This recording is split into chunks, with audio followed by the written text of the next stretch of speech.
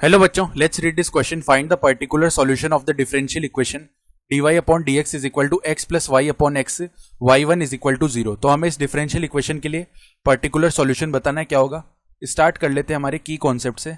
तो देखो की कॉन्सेप्ट क्या हो जाएगा. अगर लीनियर डिफरेंशियल इक्वेशन है, लीनियर डिफरेंशियल इक्वेशन, देखो इसकी फॉर्म क्या होती है.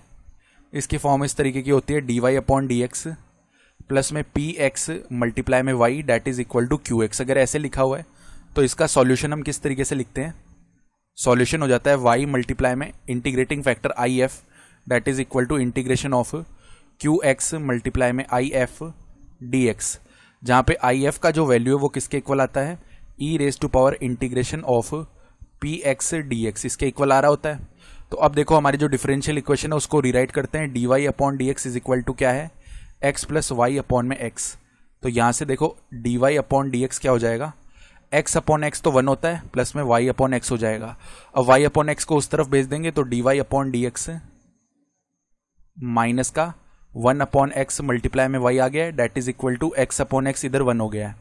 तो अब देखो यहाँ पे कंपेयर करने पे पी एक्स का वैल्यू क्या आ जाएगा, -1 अपॉन एक्स, और क्यू एक्स का वैल्यू किसके इक्वल आ जाएगा, 1 के इक्वल. तो अगर हम इंटीग्रेटिंग फैक्टर निकालेंगे that will be equal to e raise to power integration of, यहाँ पे कितना आएगा, माइनस का 1 अपॉन एक्स डी एक्स. ठीक है, तो ये आ गया ई रेज टू पावर -1 तो बाहर आ गया. 1 अपॉन एक्स का इंटीग्रेशन क्या होता है, एल एन एक्स.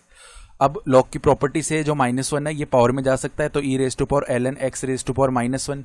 अब हम जानते हैं a raise to power log base a b, इसका वैल्यू डायरेक्टली बी आ जाता है. तो एल एन एक्स का मतलब यही है ना कि बेस ई है, तो डायरेक्टली इसका value x raise to power -1 आ गया डेट इज 1 अपॉन एक्स. तो अब इसका सॉल्यूशन लिखेंगे तो y मल्टीप्लाई में 1 upon x is equal to integration of integrating factor 1 upon x multiply में क्यू एक्स का वैल्यू 1 है और डी एक्स.